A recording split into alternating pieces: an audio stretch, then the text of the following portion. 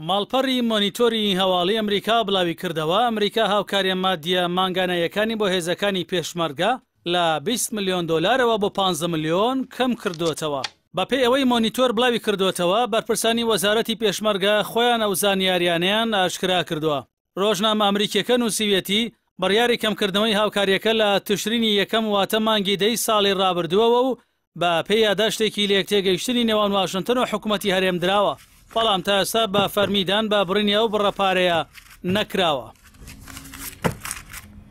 ڕۆژنامەکە لە سەرزاری دوو بەرپرسی ئەمریکی کە نەیانویستوە ناویان ئاشکرا بکرێت هۆکاری کەمکردنەوەی هاوکاریەکانی پێشمەرگەیان بۆ ئەوە گێڕاوەتەوە کە وەزارەتی پێشمەرگە نەیتوانیوە بەپێی یاداشتی لە یەکتێگەیشتنی ئەیلولی 2022 پرۆسەی چاکسازی لە نێو هێزی پێشمەرگەدا ئەنجام بدە.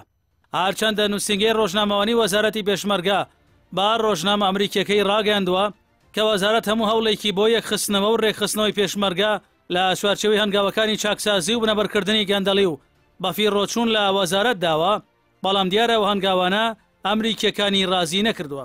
ڕۆژنامەکە لە سەرزاری نووسینگەی ڕۆژنامەوانی وەزارەتی پێشمەرگەوەشی ئاشکرا کردووە کە کەمکردنەوەی هاوکاریە مادیەکانی ئەمریکا بۆ پێشمەرگە بەپێی لێکتێگەیشتنە نوێیەکە بەردەوام دەبێ، واتە هەر بۆ 5 ملیۆنەوە ناوەستێ کە لە قۆناغی ئێستادا کەمی کردووە.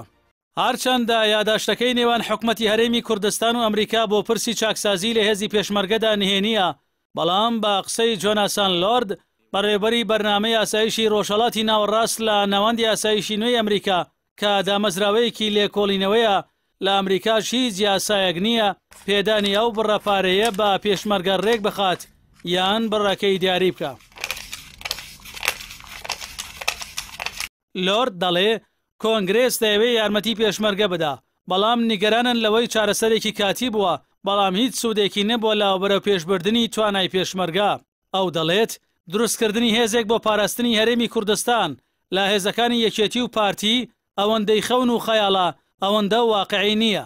با پێی قسەی ئەو شارەزایی بواری ئاسایش بڕینی هاوکاریەکەی ئەمریکا کاریگەری لەسەر پرۆسەی چاکسازی لە پێشمەرگەدا دەبێت.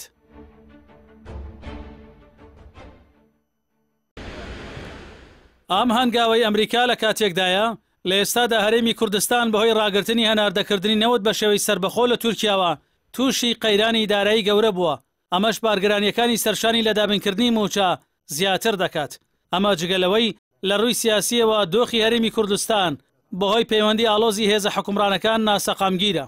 ئەو بڕە هاوکاری ئەمریکا دەیداتە هەرێمی کوردستان مانگانە بۆ موچەی 54,000 پێشمەرگە خەرج دەکرێت و لە ساڵی 2017ەوە ئەمریکا بە بڕی 20 ملیۆن دۆلار هاوکاری مادی بەو هێزانە داوە کە لە ژێر سەرپەرشتی و ڕاستەوخۆی وەزارەتی پێشمەرگەدا بوون.